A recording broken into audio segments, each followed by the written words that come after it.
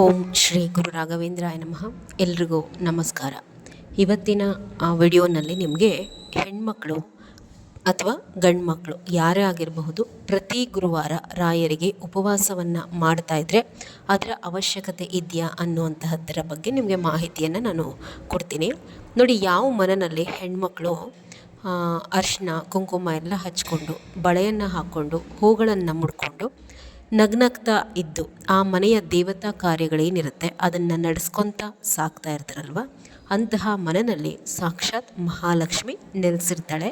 ಮತ್ತು ಆ ಮನೆಯ ಗೃಹಿಣಿಯನ್ನು ಆ ಮನೆಯ ಮಹಾಲಕ್ಷ್ಮಿ ಅಂತ ಹೇಳಿ ಹಿರಿಯರು ನಿರ್ಧಾರ ಮಾಡಿದ್ದಾರೆ. ಅಂದರೆ ಆ ಮನೆಯ ಮಹಾಲಕ್ಷ್ಮಿ ಇದ್ದ ಹಾಗೆ ಆ ಮನೆಯ ಗೃಹಿಣಿ ಅಂತ ಹೇಳಿ. ಕೆಲವು ಹೆಣ್ಮಕ್ಳು ಏನು ಮಾಡ್ತಾರೆ, ಪ್ರತಿ ಗುರುವಾರ ರಾಯರಿಗೆ ಅವರ ಮನಸ್ಸಿಗೆ ಹೇಗೆ ತೋಚುತ್ತೋ ಹಾಗೆಲ್ಲ ಉಪವಾಸ ಮಾಡ್ತಾರೆ. ಯಾವ ರೀತಿ ಅಂದರೆ, ಕೆಲವರು ಸಂಜೆ ತನಕ ಇರ್ತಾರೆ, ಇನ್ನೂ ಕೆಲವರು ಮಧ್ಯಾಹ್ನದ ತನಕ ಉಪವಾಸ ಇದ್ಬಿಟ್ಟು ಉಪವಾಸ ಬಿಡುವಂತಹದ್ದು. ಇನ್ನು ಕೆಲವರು ಬೆಳಗ್ಗೆ ಮಧ್ಯಾಹ್ನ ಊಟ ಮಾಡ್ತಾರೆ, ರಾತ್ರಿ ಊಟ ಅಂದರೆ ಒಪ್ಪತ್ತು ಬಿಡ್ತೀನಿ ನಾನು ರಾಯರಿಗೆ ಅಂತ ಹೇಳಿ ರಾತ್ರಿ ಊಟವನ್ನು ಬಿಡ್ತಾರೆ.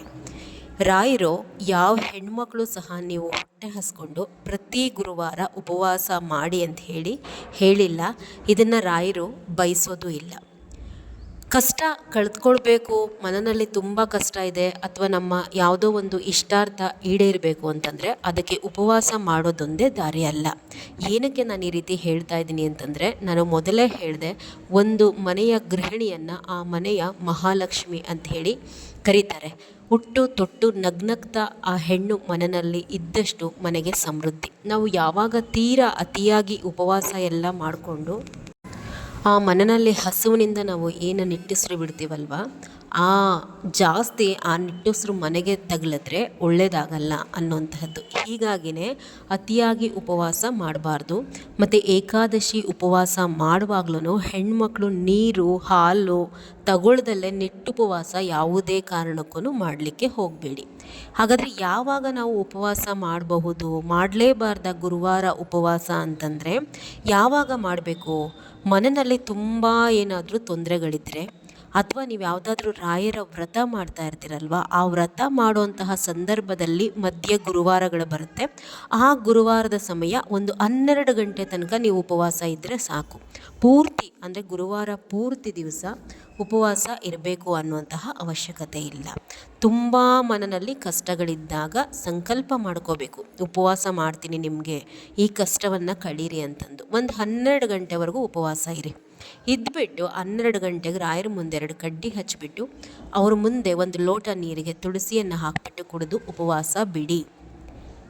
ನಿಮ್ಮ ಕಷ್ಟ ಕಳ್ಕೊಳ್ಳೋದಕ್ಕೆ 10 ದಾರಿ ಇದೆ ರಾಯರ ವಿಚಾರದಲ್ಲೇ. ಉಪವಾಸ ಒಂದೇ ದಾರಿ ಅಲ್ಲ. ತುಂಬ ಉಪವಾಸವನ್ನು ಮಾಡಲಿಕ್ಕೆ ಹೋಗಬೇಡಿ, ಒಳ್ಳೆಯದಲ್ಲ. ಪದೇ ಪದೇ ಮನೆಯಲ್ಲಿ ಉಪವಾಸ ಇದ್ದು ನಿಟ್ಟುಸಿರನ್ನು ಬಿಡಬಾರ್ದು. ಏಕಾದಶಿ ಆಚರಣೆ ಮಾಡ್ಕೊಳ್ಳಿ, ತೊಂದರೆ ಇಲ್ಲ. ಏಕಾದಶಿ ಆಚರಣೆ ಮಾಡಬಾರ್ದು, ಉಪವಾಸ ಮಾಡಬಾರ್ದು ಅಂತ ಹೇಳಿ ಯಾರೂ ಹೇಳೋದಿಲ್ಲ. ಆದರೆ ಯಾವ ಕಾರಣಕ್ಕೂ ನಿಟ್ಟುಪವಾಸ ಮಾಡಬೇಡಿ.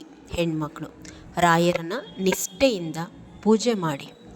ರಾಯರ ವಾರ ಅಂತಂದರೆ ಗುರುವಾರ ಒಂದೇ ದಿವಸ ನಾವು ರಾಯರನ್ನು ಸ್ಮರಿಸಬೇಕು ಅಂತೇನೇನಿಲ್ಲ. ಪ್ರತಿನಿತ್ಯ ಅವರ ಎದುರುಗಡೆ 2 ದೀಪವನ್ನು ಹಚ್ಚಿ ಓಂ ಶ್ರೀ ರಾಘವೇಂದ್ರಾಯ ನಮಃ ಅಂಥೇಳಿ ಅವರನ್ನು ಸ್ಮರಣೆ ಮಾಡುವಂತಹದ್ದು. ಅವರಿಗೆ ಸಂಬಂಧಪಟ್ಟಂತಹ ಅನೇಕ ಸೇವೆಗಳಿದೆ, ಆ ಸೇವೆಗಳನ್ನು ಮಾಡುವಂತಹದ್ದು. ಮಾಡ್ತಾ ಹೋಗಿ, ಆರಾಧಿಸಿ. ಮೊದಲನೇದಾಗಿ ಮನಸ್ಫೂರ್ತಿಯಾಗಿ ನಂಬಿ, ನಿಮ್ಮೆಲ್ಲ ಕಷ್ಟಗಳಿಗೂ ರಾಯರಿದ್ದಾರೆ ಅನ್ನುವಂತಹ ಒಂದು ನಂಬಿಕೆ ಮನಸ್ಸಿನಲ್ಲಿ ಇರಬೇಕು. ಕಾಲಕ್ರಮೇಣ ದಾರಿ ಸುಗಮವಾಗ್ತಾ ಹೋಗುತ್ತೆ.